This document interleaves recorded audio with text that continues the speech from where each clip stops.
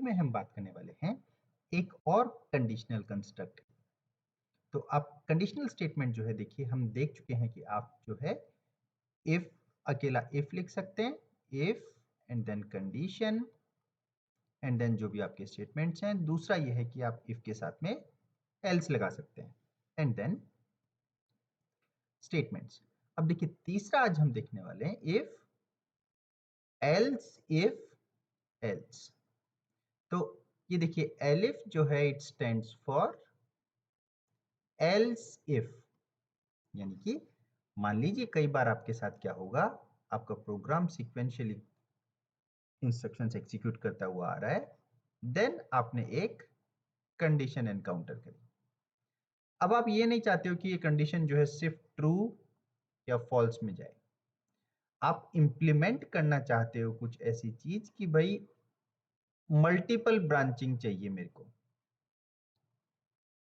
तो अब multiple branching देखिए आप सिर्फ ऐसी कंडीशन जो कि ट्रू या फॉल्स में इवेलुएट होगी, आप सिर्फ उससे नहीं कर पाएंगे। तो मल्टीपल ब्रांचिंग के लिए देखिए क्या चाहिए होता है ना, हमको एल्स इफ कंस्ट्रक्ट चाहिए होगा। कैसे? देखिए आप मान लीजिए यहां पे सीक्वेंशियल आया आपका प्रोग्राम, कंडीशन है। अब मान लीजिए ये कंडीशन जो है ट्रू है, अगर ट्रू है तो आप ये स्टेटमेंट्स एग्जीक्यूट कर देंगे जो यहां पे है, तो ये आप एग्जीक्यूट कर देंगे।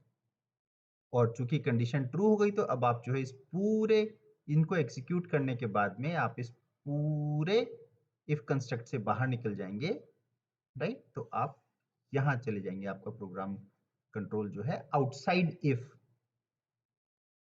लेकिन अब अगर मान लीजिए ये फॉल्स होता है तो आपके पास वापस एक कंडीशन आएगी।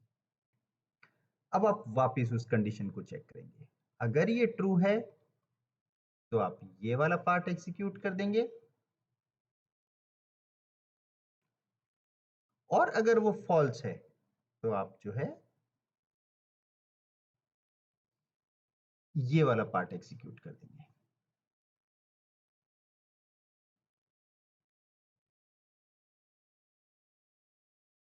तो ये देखिए हमने इफेक्टिवली जो है मल्टीपल ब्रांचिंग का इसमें इस्तेमाल कर लिया है। देखिए अपने पास तीन स्टेटमेंट्स थे एग्जीक्यूट करने को, तीन टाइप ऑफ ब्लॉक्स थे, 1 2 3।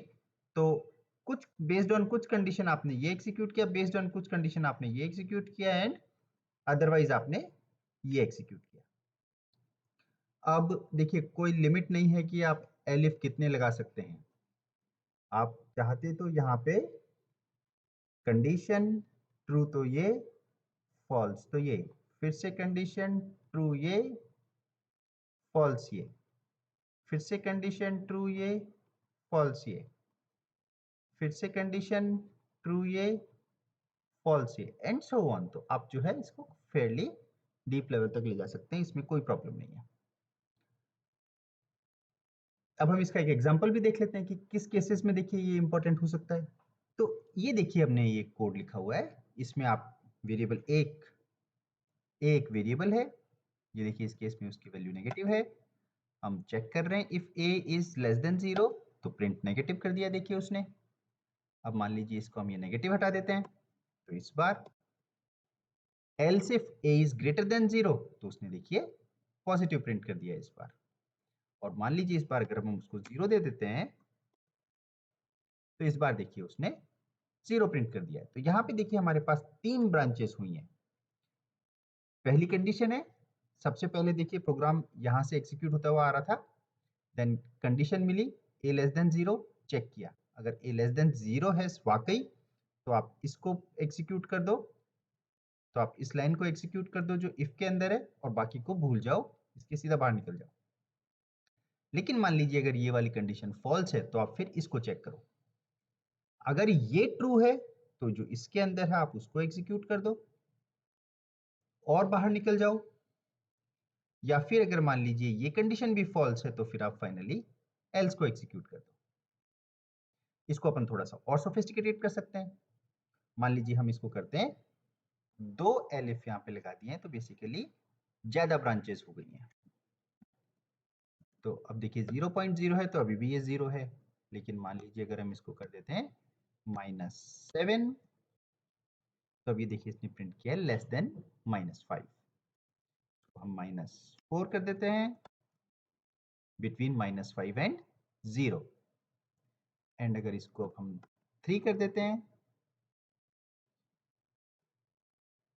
ग्रेटर देन 0, 31 कर देते हैं ग्रेटर देन 0, तो ये देखिए आप इसमें मर्जी आए जितनी यहाँ पे कंडीशंस लगा लीजिए, कोई दिक्कत नहीं है। इस वीडियो में बस इतना ही। Thank you.